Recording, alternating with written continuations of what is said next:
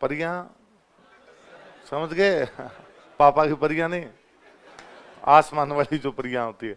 ऐसा कहते हैं कि भाई जो परियां होती है वो कई बार रात को धरती पे घूमने के लिए आती है, कि दिन में तो वो इसलिए नहीं आती कि यदि उनको कोई देख ले तो उनकी शक्तियां समाप्त हो जाती, फिर वापस नहीं जा पाती। रात को धरती पे लोग सो जाते हैं, इसलिए रात को कई बार वो घूमने के लिए आती है। ऐसे एक बार कोई एक परी थी, रात को घूमने के लिए उतरी, गलती से उसका हेलीकॉप्टर मारवाड़ में लैंड कर गया। कोई ढंग की जगह जा रही होगी बेचारी, यहाँ नीचे उतरते गर्मी लगी उसे भयंकर वाली, उसको लगा मरा दिया तो गलत जगह आ गए। वहां जहां उतरी थी वहां पास में एक तालाब था, तो उसे लगा क्यों ना नहा ले तो थोड़ा गर्मी कम लगेगी। वो उस तालाब में नहाने लग गई। उस दिन धांधल जी कोई अपना घोड़ा लेकर रात्रि को वहां से निकल रहे थे। धांधल जी को याद आया कि यार घोड़े को पानी नहीं पिलाया, कई देर हो गया, घोड़े को पानी पिला लेते हैं। क्योंकि वो लोकल थे तो वो जानते थे कि यहाँ पास में तालाब है, तो उन्होंने तालाब की तरफ घोड़ा मोड़ा। जैसे तालाब के पास गए धांधल जी तो चौकन्ने, धांधल जी स्टेच्यू हो गए वैसे के वैसे।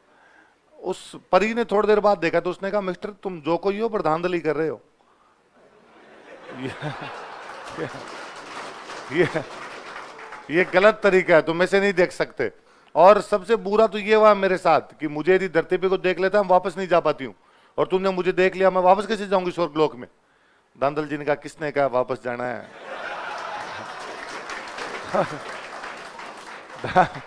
धांधल जी ने लगभग घुटने टेकते हुए कहा कि विल यू मैरी मी? परी ने कहा मैं अब तो कोई इलाज भी नहीं है, ब्याह करना ही पड़ेगा, इधर रहना है अब अपने को। तो कहा मैं शादी तो कर लूंगी लेकिन मेरी दो शर्तें हैं। एक तो शादी के बाद में मेरे को अलग से एक महल बनवा के देना पड़ेगा। धांधल जी ने कहा डन। और बता? कहा दूसरी शर्त यह है कि उस महल में बिना मेरी परमिशन के किसी की एंट्री नहीं होनी चाहिए। कोई बात नहीं थी।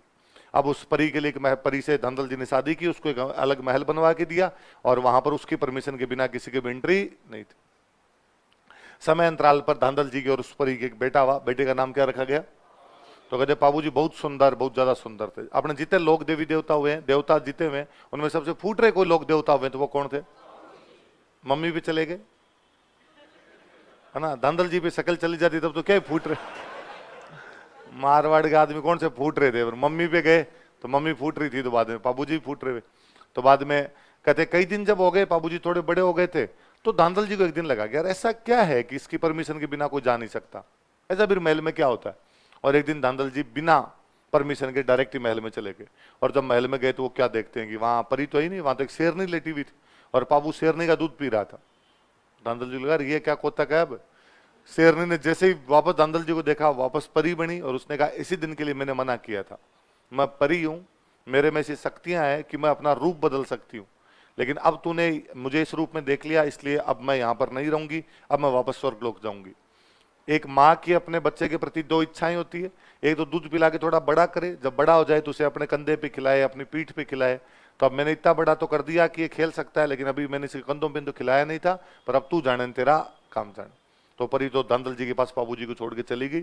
फिर धांधल जी की एक और रानी हुआ करते, उनका नाम था कमला दे। क्या नाम था? फिर बाबू जी का पालन पोषण वो रानी करते हैं, जिनका नाम क्या था? तो फिर मम्मी वही होगी एक प्रकार से। पत्नी का नाम क्या है? फुलम दे या सुप्यार। अमरकोट पाकिस्तान में एक जगह पड़ती थी, वहां के एक राजा थे सूरजमल सोढ़ा। क्या नाम था? उनकी राजकुमारी है फूलम दे, कई जगह उन्हीं का नाम सुप्यार दे लिखा हुआ आता है। उन फूलम दे के साथ में बाबूजी की सगाई की गई। समय अंतराल पर बाबूजी बड़े हुए तो कहा बाबूजी की शादी करनी है अब। तो बाबूजी की बारात कहाँ जा रही है? अमरकोट। बाबूजी एक तो इतने फूट रहे, ऊपर से राजकुमार, शेरवानी पहनी अच्छी सी, साफा बांधा एकदम, वो सिरपेज, कलंगी, मोड़, एंटीना सारे लगाते ना, एंटीना के बीच में होता है ना, सारे। बाबूजी बड़े फूट रहे लगे। बाबूजी के दो खास दोस्त थे एकदम, उनके नाम थे चांदा और डामा। क्या नाम थे? दो भील भाई थे ये एकदम खास बाबूजी के, और ये दोनों खुद जोधपुरी कोट पैंट ऊपर तक बटन बंद किए। दूल्हे के दोस्त हमेशा दूल्हे से ज्यादा तैयार होके आते हैं, क्योंकि उनको ये गलत फहमी होती है कि लोग हमें देखेंगे। हालांकि लोग शादी में केवल और केवल किसको देखते हैं? दूल्हे के अलावा किसी को भी देखते, पर फिर भी उनको तो लगता है यार क्या पता कोई नजर हमारे पर भी पड़े इधर आगे, तो तैयार होके रहते हैं। फिर क्या, दूल्हा इंटेलिजेंट होता है जी। दूल्हा हमेशा उन लोगों को अपने साथ में रखता है जो उससे भूंडे होते हैं, है ना? तो यदि आपका कोई दोस्त दूल्हा बनते टाइम आपको कहेगी भाई तू मेरा भाई है, हमेशा मेरे साथ रहेगा, तो आप समझ जाना उसकी नीयत क्या है। वो सोच रहा है कि ये बुंडा मेरे साथ रहेगा तो इसको कोई नहीं देखेगा, सारे मुझे देखेंगे। तो चांदा और डामा बाबूजी के साथ एकदम, और चांदा डामा ने बाबूजी का, अरे यार बाबूजी कितने फूट रहे लग रहे हो, थू थू नजर नहीं लग जाए। बाबूजी पर एक दिक्कत है अपने साथ, आप इतने फूटरे लग रहे हो, मारवाड़ के राजकुमार हो, पर अपने पास अच्छी घोड़ी नहीं है, और बींद के पास अच्छी घोड़ी नहीं हो, फिर मतलब ही क्या? बाबूजी ने कहा यार अब उसका तो क्या करें, अपने पास जो घोड़ियां उन्हीं से पार पड़ेगी अब तो अपनी तो। कहा नहीं, अपने गांव के अंदर एक महिला है, उनका नाम है देवल। क्या नाम है? एक देवल नाम की महिला थे, और उनके पास एक बहुत अच्छी घोड़ी थी, उस घोड़ी का नाम था केसर कालमी। क्या नाम था? तो कहा देवल के पास केसर कालमी नाम की घोड़ी है, और यदि देवल अपने को केसर कालमी दे दे तो मजा आ जाए, जितने फूट रहे आप उतनी फूट रही केसर कालमी, उतने अच्छे नाचती हो रहे हो। तो बाबूजी ने कहा ट्राई करके देख लो। चांदा और दामाद देवल के पास गए, देवल को जाकर आगे, माँ देवल बाबूजी बीन बने हुए हैं, अच्छी घोड़ी नहीं है, आप अपनी केसर कालमी दे दो तो मजा आ जाए। देवल ने कहा कि नहीं भाई, घोड़ी तो मैं नहीं दूंगी, क्योंकि मेरे गाय चराने के लिए जो ग्वाला जाता है वो घोड़ी लेके जाता है। उन दिनों में गायों की लूटपाट बहुत हुआ करती थी, तो कहा मान लो खुदा ना खास्ता गायों की लूटपाट हो जाए, तो ग्वाले के पास में घोड़ी हो तो फटाफट गांव के अंदर आए, आके बता दे कि भाई गायों की लूटपाट हो गई।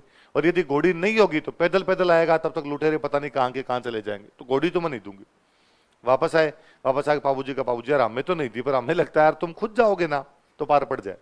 बाबूजी बीन बने हुए गए केसर कालमी लेने के लिए देवल के पास, और देवल को जाकर माँ देवल ये देख लो मैं बीन बना हुआ हूँ, घोड़ी अच्छी है नहीं, वहां जाएंगे बुरा लगेगा, आप घोड़ी दे दोगे मारवाड़ की शान रह जाएगी वहां पे। देवल ने कहा कि बाबू तू हमारा सबसे प्रिय राजकुमार है, तेरे को कौन मना कर सकता है, बीन बने हुए आदमी को तो वैसे ही कौन मना करे, ले जा, लेकिन मेरी गायों को कल को कोई लूट के ले गया तो? बाबूजी ने कहा माँ देवल मैं वचन देता हूं कि यदि आपकी गायों को कोई भी लूट के ले गया, मैं आपकी गायों को बचाने के लिए आऊंगा, आप तो एक समाचार भिजवा देना। मैं यहां से 20 किलोमीटर पहुंचा और मुझे समाचार मिला आपकी गायों की लूटपाट हो गई, मैं ब्याह करने जाऊंगा ही नहीं, बीच में आ जाऊंगा।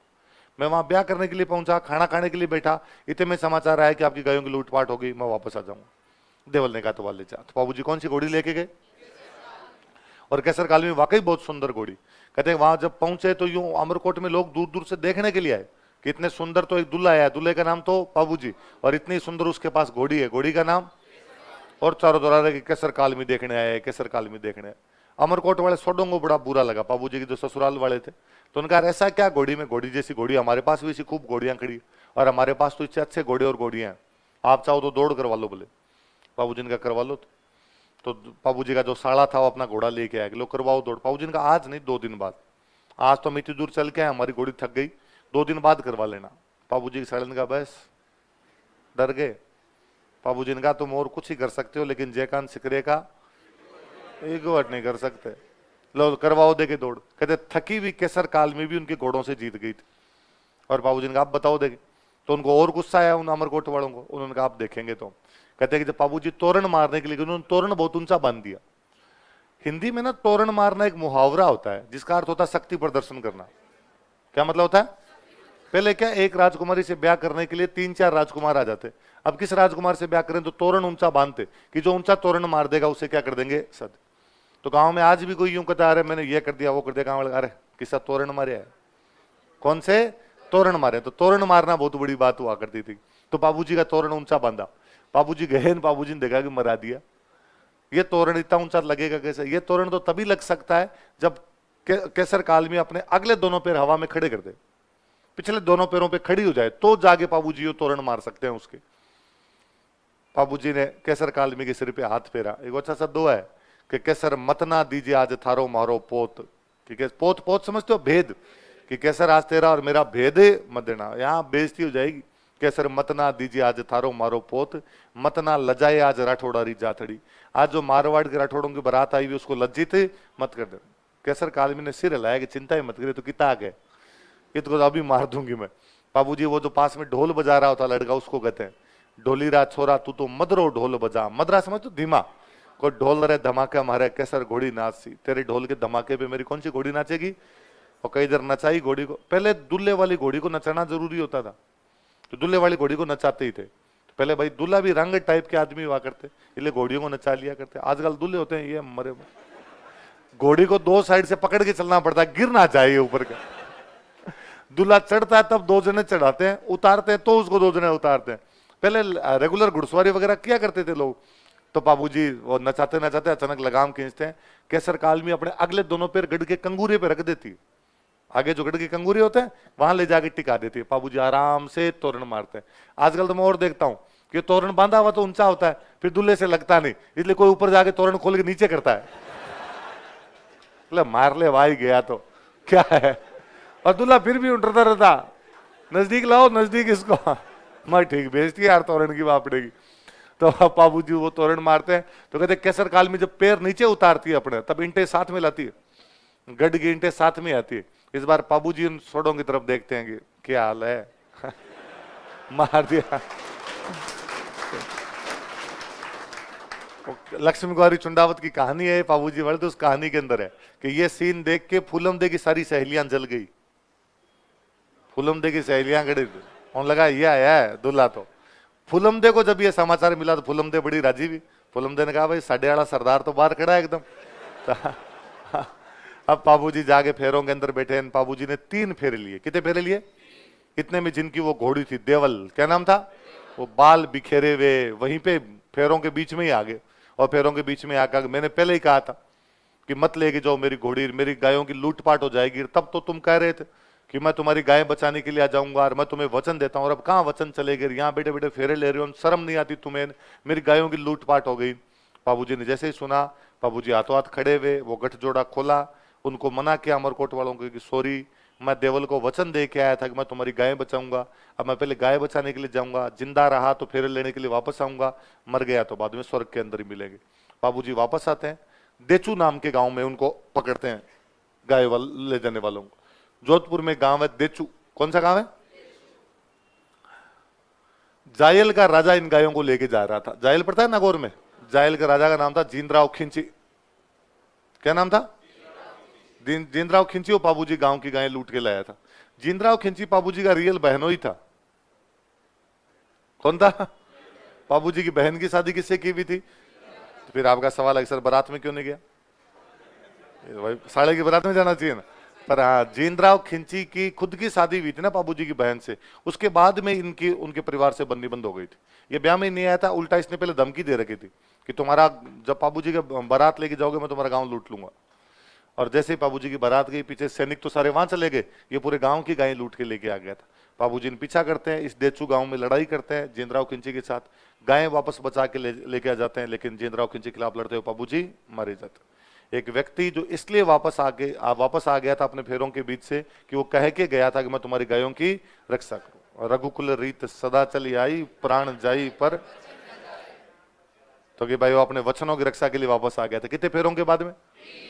इसलिए आज भी पश्चिमी राजस्थान में 4 फेरे होते हैं। कितने फेरे होते हैं? फेरे 7 नहीं होते।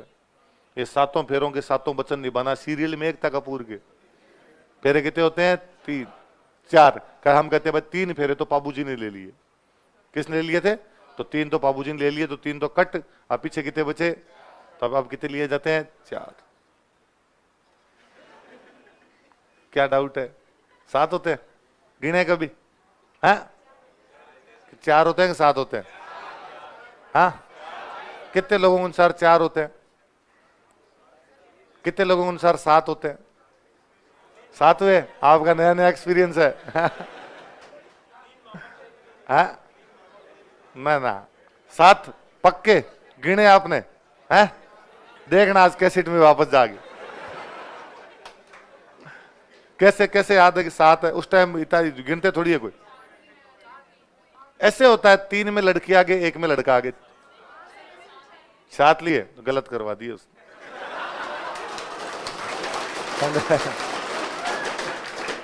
पंडित जी ने 3 ज्यादा करवा दिए। राजस्थान की मान्यता के अनुसार नहीं करा, ये यूपी बिहार की मान्यताएं ऐसी सब। अपने यहाँ 4 ही हुआ करते। अभी आजकल अपने फिल्में देख दाके सीख गए 7 फेरों के 7 वचन निभाना। ना अपने 4 है, 4 होते। मैंने तो गांव में जितनी शादियां देखी सब में 4 ही है।